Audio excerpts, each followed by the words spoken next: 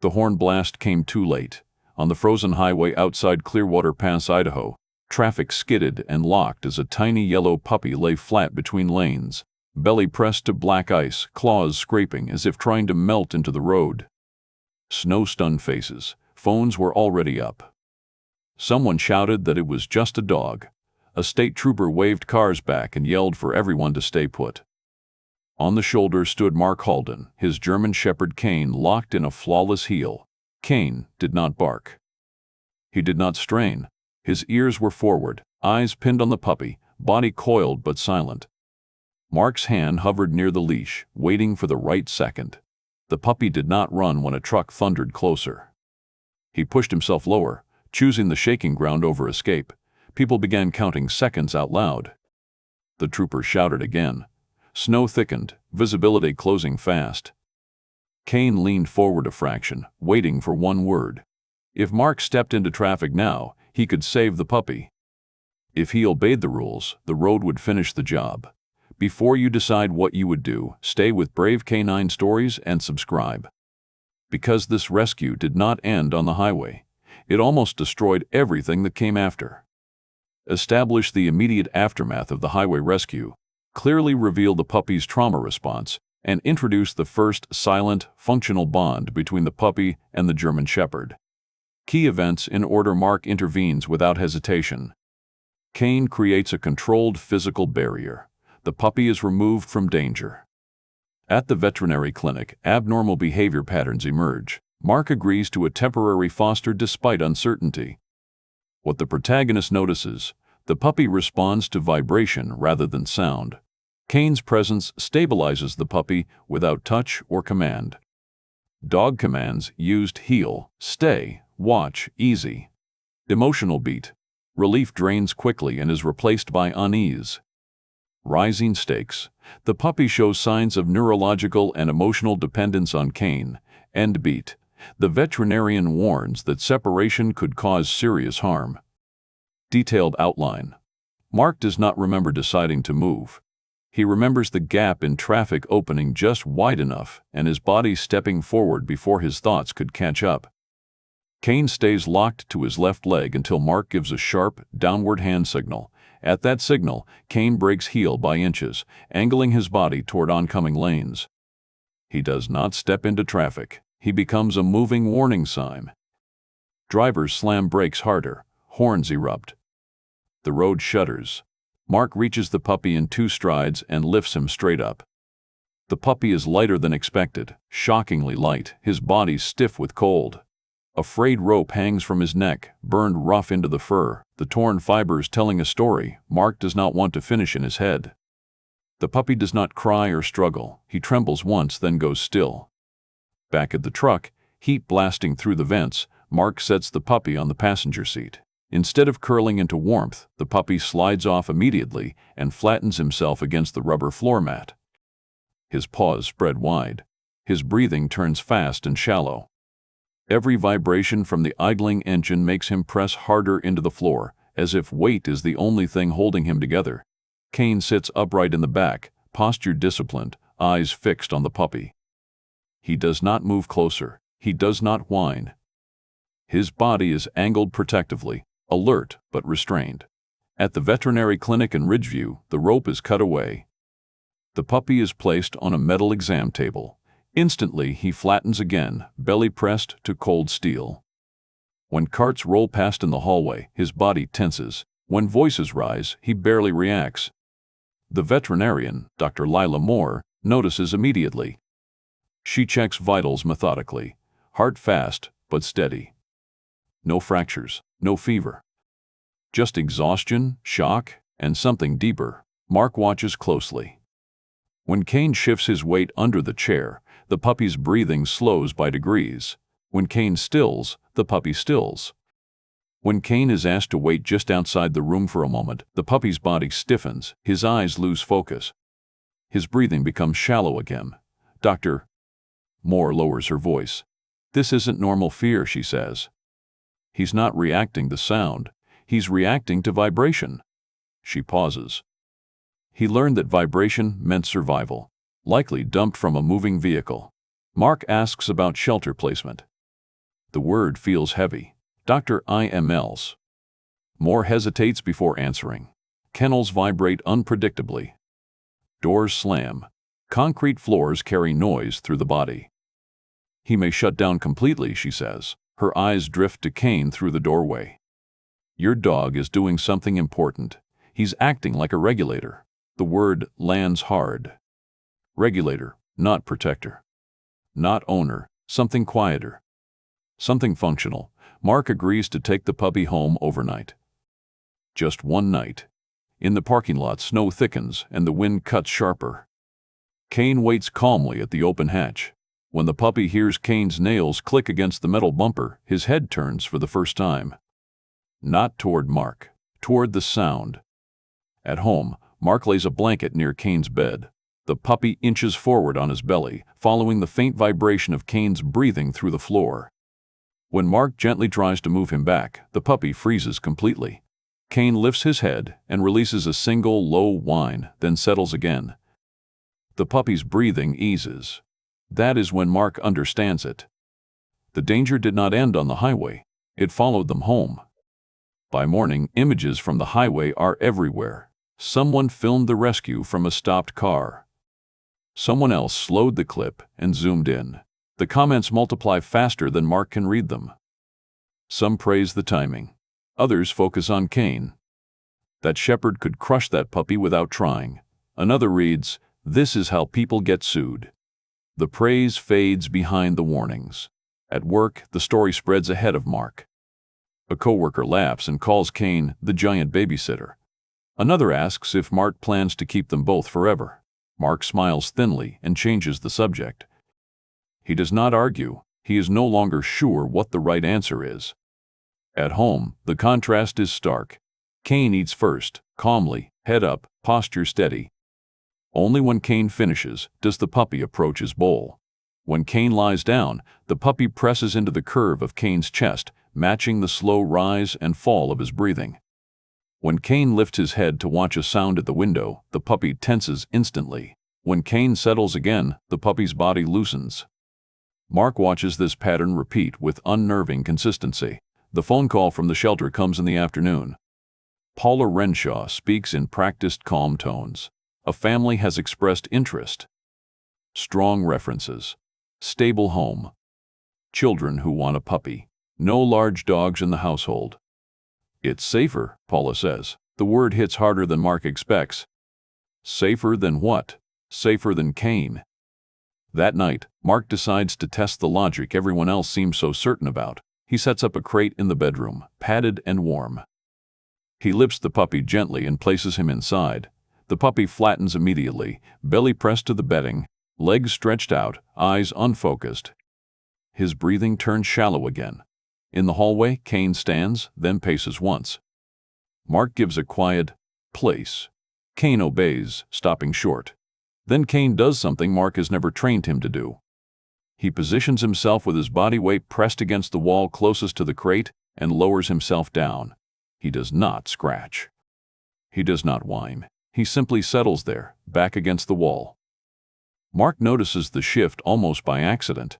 The puppy's breathing slows by degrees. Not calm, but steadier. Mark does not intervene. He watches. This becomes the first planted clue. Kane understands proximity as support, not control. Distance increases distress. Nearness regulates it. Friends visit the next day and see the setup. One shakes his head. "You're projecting feelings onto animals," he says. Dogs adapt. "You're going to make this worse." Mark nods, wanting to believe him, wanting this to be simpler. Paula follows up with a scheduled meet and greet. The paperwork is already drafted. Public messages continue to arrive, urging Mark to do the responsible thing. The right thing. The phrase repeats until it loses meaning. Late that night, Mark sits on the floor between the dogs. One hand rests on Kane's shoulder. The other reaches toward the puppy. The puppy ignores him completely and crawls closer to Kane instead, pressing into his chest. Mark feels the sting then, sharp and humbling. This bond was not created by affection or training. It was forged under stress. Under fear. Under survival. The meeting is scheduled, and for the first time, Mark realizes he may already be too late to stop what comes next. Mark approaches the preparation like a duty assignment. Methodical. Controlled, he bathes the puppy first, keeping the water warm and the movements slow. The puppy trembles through most of it, body rigid, eyes unfocused, until Kane appears in the doorway. The moment Kane settles there, posture neutral, the puppy's shaking eases just enough to notice. Mark files that away silently. He begins recording short videos for the shelter. The puppy eating. The puppy sleeping. The puppy reacting to movement in the house. He keeps the camera steady, neutral, resisting the urge to narrate or justify what he is seeing. This is documentation, not persuasion. He does not yet know why it feels so important to capture everything. Mark decides to run one controlled test. He asks Kane to stay across the living room. Kane obeys instantly, posture relaxed but attentive. The puppy watches him go, then lowers his body and crawls forward, belly pressed to the floor, moving inch by inch toward Kane. When the puppy gets too close, Kane lifts his head and releases a single soft warning huff. Not a growl. Not a threat. A boundary. The puppy freezes. His breathing stutters. Then, slowly, he settles. His body loosens. He remains calm without touching Kane. Mark records the entire sequence, his chest tight with a realization he is not ready to name. On the morning of the meeting, Mark's phone records continuously from the moment they leave the driveway. The puppy does not stay on the seat. He slides down to the floorboard and flattens himself again, paws spread, breathing fast whenever the tires hum across rough pavement. When Mark slows, the breathing eases. When the truck accelerates, it spikes again. Mark reaches down at stoplights, resting his fingers against the puppy's side, offering pressure without lifting. Kane watches from the back seat, silent and still, no pacing. No whining, just awareness. Halfway to the meeting, Mark pulls into a gas station, telling himself he needs a minute to think. When he opens the door, the puppy slips past his hand and drops to the concrete. Instantly, he flattens, belly down. Legs stretched, eyes glassy. The same posture from the highway, from the clinic, from the crate. People walking by, slow. One person chuckles awkwardly. Another raises a phone. Mark kneels beside the puppy and speaks softly, steady words without urgency. The puppy does not look at him. He presses harder into the ground, seeking vibration that is barely there. Mark lifts him carefully, holding him close as the puppy trembles in his arms. His hands are shaking now, not from the cold. Kane watches from the truck, eyes steady, waiting. No sound, no movement. Mark places the puppy back on the floorboard. He sits behind the wheel longer than necessary, staring at the windshield. He could turn back. He could cancel. The thought rises and falls, buried under the weight of every warning he has already ignored. Mark starts the engine anyway. The meeting site is a municipal parking lot near the shelter, chosen for visibility and convenience. Paula arrives early, her trunk already open, folders stacked neatly. She greets Mark with professional warmth and immediately begins explaining the process. Liability waivers. Observation notes. A timeline. Her tone is calm but immovable, as if the outcome has already been decided, and this is simply the path to reach it. Mark listens, nodding where expected, but his attention keeps drifting back to the puppy pressed against Kane's leg. Kane stands still, posture neutral, eyes scanning without tension. The family arrives a few minutes later, smiling, crouching immediately to the puppy's level. They speak softly and extend their hands. The puppy flattens at once, belly to pavement, eyes unfocused. Kane steps forward exactly one pace, body angled sideways, placing himself between the reaching hands and the puppy without touching anyone. Mark says, "Leave it," barely above a whisper. Kane obeys instantly, stepping back into place but remaining close enough to block again if needed. Paula exhales sharply. "That's exactly the issue," she says. "You see how quickly that can become dangerous."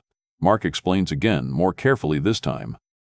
He describes the highway, the vibration response, the shutdown behaviors. He explains what Dr. Moore said. Paula counters with policy language. Adjustment curves. Best practices. All puppies bond, she says. That doesn't mean the bond is healthy. The family listens, uncertainty creeping into their expressions. One of them suggests a compromise. Maybe we could try a short walk without the big dog, they offer. Just to see. Mark hesitates. The puppy does not move. Kane lowers his head slightly, releases a single low whine, then stills. It is not a protest. It is information. Dogs cry, Paula says, glancing at the phones now clearly raised around them. We can't let emotion override safety. Mark feels the pressure tighten. He can feel eyes on him, waiting for the reasonable choice. The adult choice. The policy-compliant choice. He agrees to a brief separation test. Kane is asked to wait in the truck. Mark gives the command quietly. Place. Kane walks to the open door and sits inside without resistance, posture tall, eyes forward. He does not look back at the puppy. The puppy is lifted and carried a few steps away. His body locks instantly, legs rigid. Breathing spikes so fast it becomes visible in his ribs. His eyes go dull. He does not struggle, he simply shuts down. From the truck, Kane scratches once at the door, then stops. He sits, controlled, waiting. No barking, no escalation. Just presence contained by command. Mark feels his chest tighten painfully. This was supposed to prove something. Instead, it confirms everything he has been trying not to see. Paula makes notes on her clipboard. The family exchanges looks. The crowd murmurs. Phones continue recording. Mark stands there, hands useless at his sides, feeling the edge approach. He has followed every rule so far. He has listened. He has compromised. And yet the situation feels more wrong with every step forward. The separation test is still in progress. And Mark realizes he may have just agreed to something he cannot undo. The separation test continues longer than Mark expects. The puppy is carried to a shaded area near the clinic entrance for observation. He does not cry. He does not struggle. His body goes rigid, then slack, as if something inside him simply powers down. A visiting veterinarian, Dr. Hannah Klein, is called over when staff notice the puppy's breathing pattern change. She kneels immediately, checking gums, heart rate, pupil response. Her expression sharpens in seconds. This isn't adjustment stress, she says, standing abruptly. This is shutdown. The word cuts through the noise. Mark feels it land in his chest like a dropped weight. Dr. Klein asks about the German Shepherd. Mark explains quickly. The highway. The vibration response. The way the puppy only settles near Kane. Dr. Quain. Dr. Sest.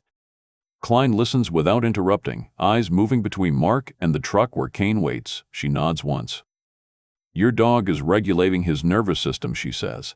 He's providing a stable sensory input that this puppy has learned to depend on to stay functional. She pauses.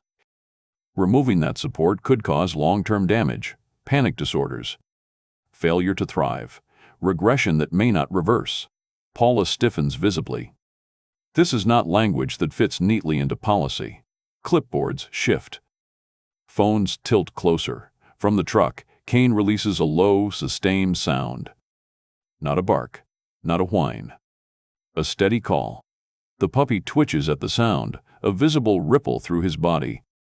His breathing stutters, then slows by degrees. Dr. Dries. Klein notices immediately. She gestures for the moment to be documented. That response matters, she says. That's not coincidence. Paula clears her throat. We still need to follow procedure, she says. One observation doesn't override protocol. Dr. Kahl. Klein responds evenly. This isn't one observation. This is a pattern. The puppy is returned to the ground. Kane is released from the truck under instruction. Mark gives a quiet, stay. Kane walks directly to the puppy and lies down inches away, careful not to touch. He positions his chest so the puppy can feel the vibration of his breathing through the concrete. Within seconds, the puppy's breathing steadies. His body softens. His eyes regain focus. The change is undeniable. Staff members exchange looks. The family watches in silence. Phones capture everything. Dr. W. Esther. Klein turns to Paula. You asked for evidence, she says. You're watching it.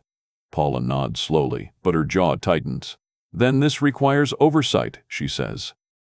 Animal control will need to review. We can't make placement decisions based on an exception without authority approval. The words hit harder than Mark expects. Not because they are cruel, but because they are careful. Procedure has absorbed the truth and kept moving. Kane remains still, breathing slow and even. The puppy stays pressed close, stable for now. Mark understands the twist fully in that moment. The bond is not sentimental. It is structural, and knowing that does not make the situation easier. It makes it harder, because now the question is no longer whether they should be separated. It is who will be responsible if they are. The supervised shelter visit is meant to be routine. Neutral ground. Controlled environment. Too many people, but enough space to manage it. Mark reminds himself of that as he walks Kane through the front doors, the puppy carried carefully against his chest. The puppy senses the building immediately. Concrete floors. Echoing halls. Subtle vibration traveling through the structure. His body tightens before his paws even touch the ground. Mark lowers him gently, keeping Kane close but not touching. A staff member opens a side door too quickly. It slams shut behind them with a sharp metallic crack. The puppy drops flat instantly, belly to concrete. Legs stretched, eyes glassy. His breathing turns shallow and rapid, the same shutdown posture Mark has seen too many times now. At the same moment, a child breaks free from a parent a few yards away and runs down the hallway, shoes slapping loudly against the floor. Mark's chest seizes. He does not have time to think. Kane reacts before any command is given. He steps forward in one smooth motion, placing his body between the running child, the startled staff, and the puppy. He does not bark. He does not lunge. He does not touch anyone. He simply occupies the space, angled wide enough to block movement without creating threat. Mark immediately follows with a calm, firm block. Kane holds position. The child skids to a stop, startled but unharmed. A parent grabs their arm. Staff freeze mid-step. For a heartbeat, the entire hallway is silent except for the puppy's breathing. Kane lowers his head slightly, eyes still alert. Mark adds, "Stay." Kane stays. The puppy remains flat but begins to steady. His breathing slows in small increments as Kane's presence anchors the space around him. No one is hurt. No chaos unfolds. The situation resolves itself not because of force, but because of control. Several phones are already recording. A security camera above the hall captures the entire sequence from 2 angles. Shelter staff exchange looks that are no longer purely critical. Someone whispers that the dog never touched the kid. Someone else says he didn't even bark. The visit ends early. Later that afternoon, Animal Control requests the footage. Mark sits in a small office with Kane at his side, the puppy pressed close, as the video plays on a monitor. The officer watching it, Officer Grant Mills, leans forward, rewinds, and watches again. "That wasn't instinct," Mills says finally. "That was training." Mark presents his own recordings, the highway floorboard footage. The crate breathing changes, the separation tests. The subtle patterns he has been documenting without knowing why it mattered. Now, laid out in sequence, they tell a story that is hard to dismiss. Officer Mills nods slowly. "Your dog assessed risk, created space, and de-escalated," he says. "That's controlled intervention." Paula sits stiffly across the table, arms crossed. The language is shifting away from liability and toward capability. She does not interrupt, but her jaw tightens. Mark watches Kane closely. Kane remains still, head level, breathing steady. No stress signals. No agitation. Just readiness. For the first time since the rescue, Mark feels the pressure change direction. Not gone. Not resolved, but redirected. The danger has not passed. The decision is still coming. But now, the narrative is no longer about what might go wrong. It is about what has already gone right, on camera, under pressure, with witnesses watching. The call comes less than an hour after Animal Control leaves. Paula's voice is calm, formal, and unmistakably final. Overnight evaluation has been approved. The puppy will remain at the shelter under observation. No personal animals allowed. No cane. Mark stands in the parking lot with the phone pressed to his ear, watching the puppy lean into Kane's chest as if already sensing what is about to happen. The words feel unreal. Overnight. Evaluation. Policy. Every phrase sounds measured and reasonable, which makes them harder to fight. Mark says no. Paula pauses, then repeats herself more firmly. This is not optional. It is procedure. Mark says no again, slower this time, each word placed carefully. The line goes quiet for a beat too long. Security arrives within minutes. 2 uniformed guards step out, already scanning Kane, already deciding what kind of problem this might become. Phones rise instantly. Someone whispers that this is getting serious. Paula steps forward with paperwork in hand. "We are not asking," she says evenly. "We are informing you." Mark moves his body between the guards and the dogs without touching anyone. His voice stays level. "You are not taking him without Kane." One guard reaches for the puppy. The puppy collapses instantly. His body goes rigid, then slack, eyes unfocused, breath shallow. Kane reacts for the first time with visible strain. His muscles tense. He steps forward half a pace, then stops himself, looking to Mark. Mark feels the moment stretch thin. This is the line. The one everyone warned him about. Paula gestures again. "Remove the larger dog first." A guard clips a lead to Kane's collar. Kane resists for a fraction of a second, muscles tight, then obeys as the lead draws him back. As Kane is guided away, the puppy's breathing spikes dangerously fast. Kane strains once, a low sound vibrating in his chest. Then he sits, perfect posture. Eyes locked on the puppy, waiting. A guard kneels to lift the puppy. Kane rises instantly, squaring his body between the guard and the puppy. His stance is wide, balanced. Not aggressive, but unmistakably ready. His eyes never leave the approaching hands. Mark's voice cuts through the air. "Down." Kane drops immediately, chest to concrete, holding position without hesitation. The guard freezes, hands midair. The crowd goes silent. Phones continue recording, but no one speaks. The power in the moment is not Kane's size or strength. It is the control he just demonstrated. Paula's face tightens. She opens her mouth, then closes it again. Animal control steps forward. Officer Mills raises a hand toward the guards. "That's enough," he says. His voice carries authority without volume. He looks at Kane, then at Mark. "Your dog just proved something important," he says. "Again." The guards step back. The puppy remains on the ground, breathing uneven but alive. Kane stays down, eyes steady, waiting for release. No one moves for several long seconds. Officer Mills turns to Paula. "This needs review," he says, "right now." The paperwork hangs uselessly at Paula's side. The crowd murmurs. Phones keep rolling. Mark does not touch Kane. He does not comfort the puppy. He stands exactly where he is, heart pounding, knowing that everything has changed and nothing is decided yet. The line has been crossed. Now the question is no longer whether separation is possible. It is who will be held responsible if it happens anyway. The supervisors arrive separately, without sirens, without spectacle. 2 vehicles. County markings. Calm posture. The shift in tone is immediate. This is no longer a public dispute. It is a review. Officer Mills escorts everyone into a small conference room adjacent to the shelter. Phones are asked to be put away. Doors close. The noise outside fades to a dull murmur. Kane heels perfectly at Mark's side, posture neutral, head level. The puppy is carried in a soft sling, pressed close but alert. Footage plays first. The highway rescue from multiple angles. Kane holding heel amid traffic. The shelter hallway incident. The blocking maneuver. The separation test. The shutdown response. Each clip is watched in full. Rewound. Slowed. No commentary at first. Just observation. Dr. Tree W. Klein is present by video call. "Doctor." Moore submits written notes. Both veterinarians describe the same conclusion using different language.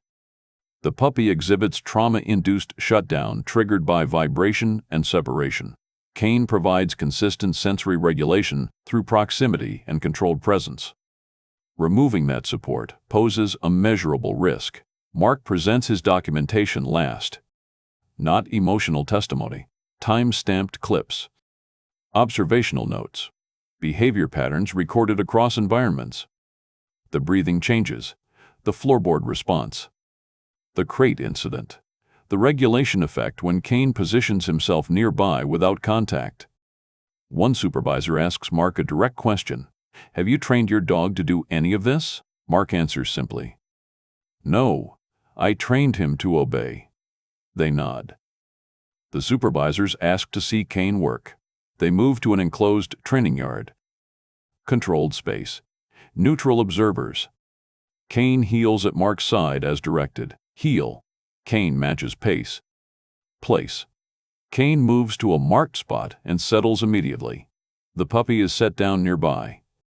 He remains calm, leaning slightly toward Kane without collapsing. A staff member creates mild distraction. A door opens sharply. A voice calls out. Kane's ears flick. He does not move. The puppy tenses, then steadies as Kane remains still. A supervisor steps closer to the puppy, careful, measured. Kane shifts his body slightly, positioning himself between the puppy and the approach without contact. Mark says, "Guard." Kane holds position. No escalation. No sound. Down. Kane complies instantly, chest to ground, eyes still tracking but body relaxed. The puppy remains upright, breathing even. The demonstration ends not with applause, but with quiet acknowledgement. One supervisor writes notes. Another watches Kane for several seconds longer than necessary. Back inside, the decision is delivered without drama. Joint placement approved. Temporary foster transitions to permanent placement contingent on follow-up evaluations. Training oversight scheduled. Veterinary check-ins required. Documentation will continue. Paula listens with her arms folded. When the decision is finalized, she exhales and nods. Her apology is brief and formal. "I acted according to policy," she says, "but I see now that policy did not cover this situation well." The prospective family is invited in briefly. They listen to the decision, then decline gently. They kneel to say goodbye to the puppy. One of them thanks Mark quietly for being honest. There is no resentment. Only understanding. Outside, the crowd has thinned. Phones lower, conversations soften. What had been noise becomes distance. Mark clips Kane's leash and gives a quiet heel.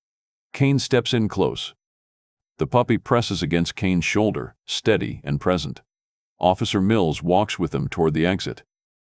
He stops once, placing a hand lightly on Kane's back without lingering. "That dog did exactly what he was trained to do," he says. "Most people never see control like that." Mark nods. He does not respond. In the parking lot, snow has stopped falling. The road is quiet. Kane waits patiently as Mark opens the truck. The puppy climbs in on his own this time, choosing the seat instead of the floorboard.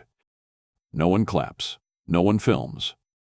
Respect replaces noise, not as a reward, but as a recognition that restraint, documented truth, and disciplined obedience carried the day. The crisis is over.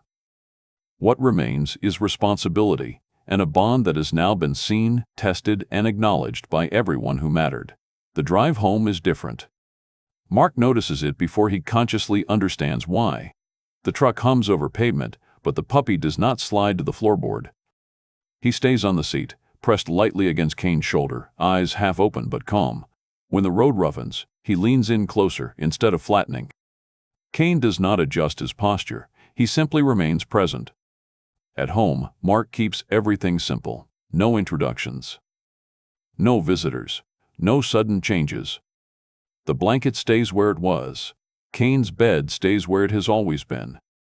The puppy circles once, twice, then settles into the curve of Kane's chest without urgency. No trembling. No rigid posture, just rest. The first night, Mark sleeps lightly, listening. He does not hear shallow breathing or frantic movement. He hears two steady rhythms instead, one deep, one small, in sync. Days pass, then weeks. The puppy begins to explore farther from Kane's side, but always within reach. When a truck passes the house, he startles, then looks to Kane. Kane remains still. The puppy settles. The response becomes quicker each time. Less fear. More trust. Follow-up visits come and go. The veterinarians note steady improvement, no shutdown episodes. Appetite returns. Curiosity appears.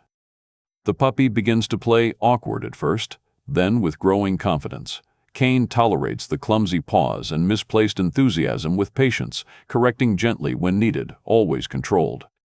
Mark notices that Kane no longer positions himself constantly. The regulation role fades as the puppy's nervous system stabilizes. That, more than anything, tells Mark the truth. Kane did not need the puppy. The puppy needed Kane, and Kane understood that difference from the beginning. One afternoon, Mark opens the door without thinking. The puppy steps outside on his own. The street is quiet, but a delivery truck passes at the end of the block. The puppy freezes for half a second, then continues walking, shoulder brushing Kane's leg.